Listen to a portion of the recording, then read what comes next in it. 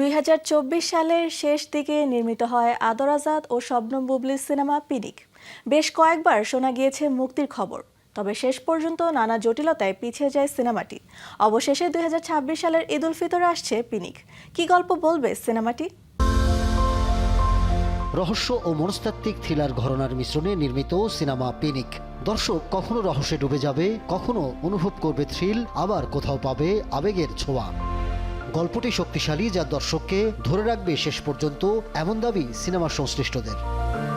প্রধান চরিত্রে অভিনয় করেছেন শবনম বুবলি ও আদর আজাদ। এটার জার্নিটা একটু আমার ডিফারেন্ট।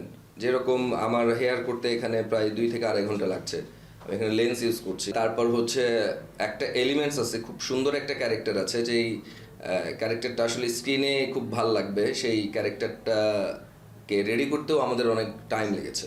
তো এটা অনেক লম্বা একটা জার্নি, এটা পুরো টিমেরই একটা খুব লম্বা একটা কষ্টকর জার্নি বলবো, আবার ঠিক ততটাই সুখের। আরও আছেন আলিরাজ, ফজলুর রহমান বাবু, আজাদ আবুল কালাম, মোমেনা চৌধুরী, মাসুম বাশার, সমু চৌধুরী, শরীফ সিরাজ, একে আজাদ সেতু সহ অনেকেই।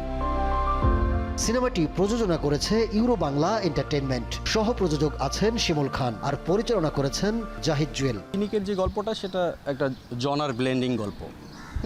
এটা হলো মিস্ট্রি, থ্রিলার, তারপর অ্যাকশন, রোমান্স, সব মিলেই কম্বাইন। পিনিক আসলে নামটা হলো পুরা গল্পের দৃশ্যের পর দৃশ্য, যে দৃশ্যগুলো আসবে, এটা এক ধরনের ঘোর ক্রিয়েট করবে, এই জন্য পিনিক নাম। 2024 সালের শেষ দিকে যখন সিনেমার কাজ শুরু হয়, তখনই জানানো হয়েছিল সিনেমাটি মুক্তি পাবে এবছরের ঈদ উল ফিতরে। কিন্তু শেষ মুহূর্তে পরিকল্পনায় আসে পরিবর্তন। ঈদ উল ফিতর না হলেও ঈদ উল আজহা, সেটিও সম্ভব না হলে দুর্গাপূজা। তবে নানা কারণে কোনোটিতেই শেষ পর্যন্ত পৌঁছাতে পারেনি পিনিক টিম। অবশেষে আগামী বছর ঈদ উল ফিতরে প্রেক্ষাগৃহে পাবে সিনেমা পিনিক। দ্রুতই শুরু হবে প্রচারণা।